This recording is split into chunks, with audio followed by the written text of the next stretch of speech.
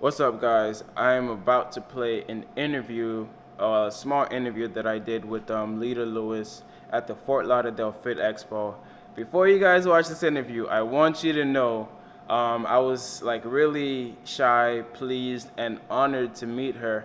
This was my first time at a Fit Expo. I've never done any formal interview of any kind, and what really caught me off guard is that she really thought about the questions that I was asking her and really answered them. Like, I guess, like she put her, I don't want to say put her brain to work, but she thoughtfully answered the questions that I asked her.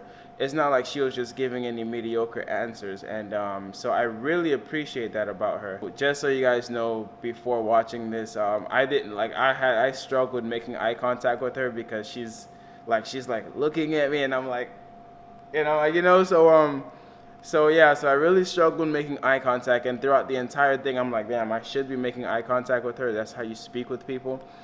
But I was just like extremely shy, pleased, honored to meet her, and I'm just really grateful that she took the time out of her day, at the expo to kind of, chop it up with me, and then, answer the questions that I had to ask her.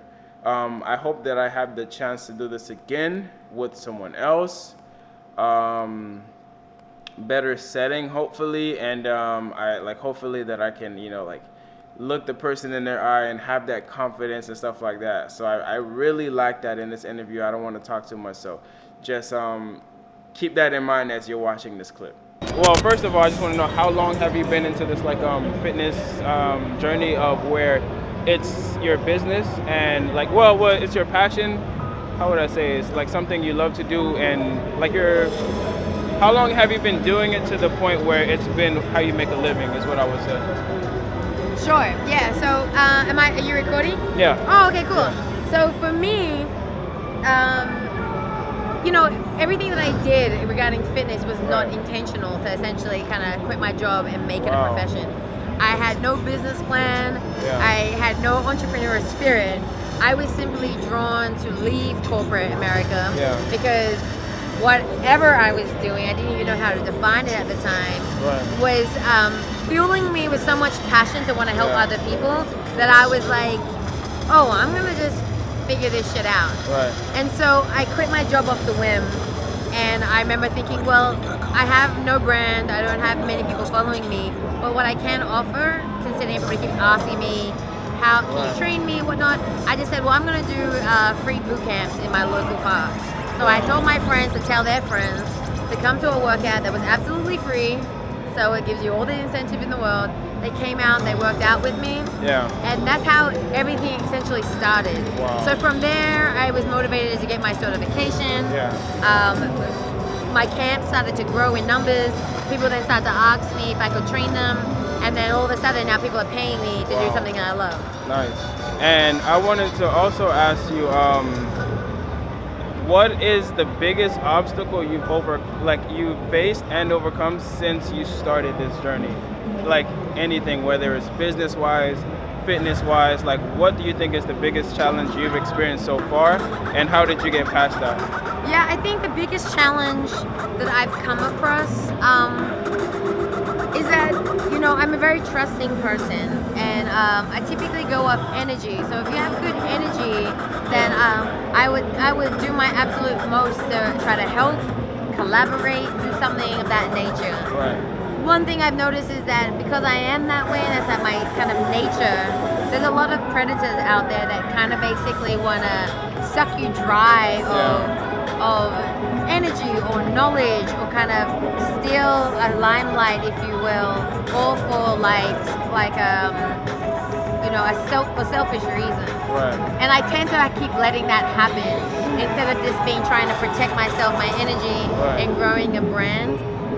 So one of the obstacles was to first realize that I didn't need to always basically hold someone's hand in anything. That I know that I have a faithful following, and what I do with passion and purpose. That I can do things on my own. Nice. So I don't know. I now have learned that I don't need to collaborate all the time. Nice. And also, are you based in London right now or somewhere else? No, so I don't know if you asked if I'm from London because of my accent, but I'm actually Australian. Oh wow, that's mind blowing. Yeah, I'm so sorry to Aussie. assume. I should not have assumed No, that. it's totally fine. I get it all the time. But no, I'm based here in the States. I actually live out of LA, but I do travel between LA and New York very often. But yeah, not British, Aussie.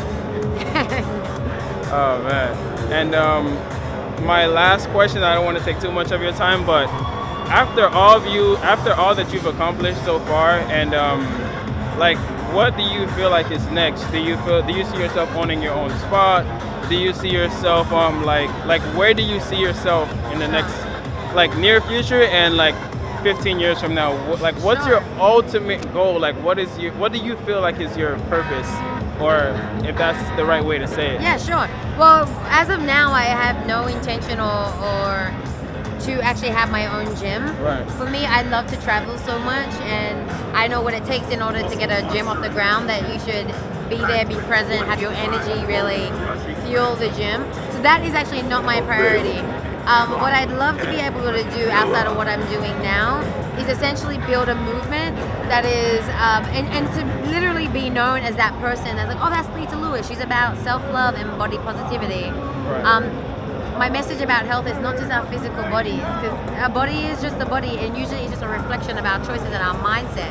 So what I like to focus in, especially women and women of color, is to educate them on mental, emotional, and spiritual health. That comes with reading, personal development, traveling. And so this is why I run and will continue to build out my international retreats. And then if you looked at like a 10 or 15 year goal plan, I used to always say, well, several years ago, I was like, yo, I miss Oprah Winfrey. It was a source of a massive platform that inspired people from all over the world, right? Different things. She interviewed some of our favorite authors, spoke about all different types of things regarding life, right? Yeah. I'd love to be, and actually, I wish there was somebody else like her that kind of filled her void. And then I was like, well, wait, why not me?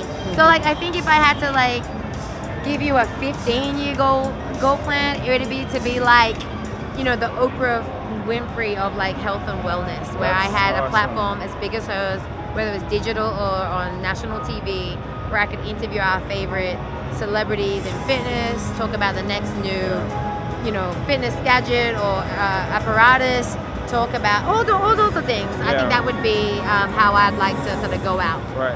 I'm sorry, one more question. Sure. For me, like personally, I'm getting started in this fitness thing. I've been in it for about 2 years or so, been training for a little more than that, and I would like to know, like, what advice would you give someone who's just starting out, looking to accomplish a lot, build a brand, eventually own their own facility, but just build a presence in this fitness industry? Like, what advice would you give to someone who's getting into this, as far as business goes, and just overall, I would say. I don't want to just single it out to business in the business aspect, but like, what single advice would you give to someone who's looking to build something of themselves and their company and just create a presence in the industry? Yeah, well, I think first and foremost, in order to want to build a brand and business, you need to start with passion. A lot of people look at the fitness game as a way to make a quick dollar, which is understandable because there's quick money to be made everywhere. But if you don't love it, and if you're talking about owning your own establishment and building something, you have to first love shit out of it, okay? Yeah. Number two, I would say also, there's been many mistakes made and many dollars lost when you don't have a very clear and precise purpose and business plan. Sit down with maybe a professional for small businesses and understand, and basically let that person know what your primary goals are, right? So that person can give you proper steps and instructions as to best execute. So a lot of people go about it thinking they know and invest a couple thousand here, a couple thousand there, a couple thousand there, and it leads nowhere. Whereas all these couple of thousand, if a business person said, hey, you have $10,000 to invest and you're trying to build this is the smartest route that you need to go. It might take a little longer, but it's money well spent because it's not dead money. Right. So I would first, again, be passionate about what you love, then speak to somebody about small business structures, because I think that is almost pivotal into building something without wasting too much money. Nice. Thank you so much for your time. Of course. I mean, I look forward to seeing you again. Do you do like any like meetups, or like do you host any of your own something like, not a fit expo, but like what do you do? Yeah, like, I run my workshop, my Yeah. boot camp workshops all over the country. It's called the Body Blast Boot Camp, and I tour it all around the United States every spring and summer. Nice. So I have not been to Florida for a while, so maybe I'll put that right back onto the agenda Sure. 20, That'd 2018. be awesome.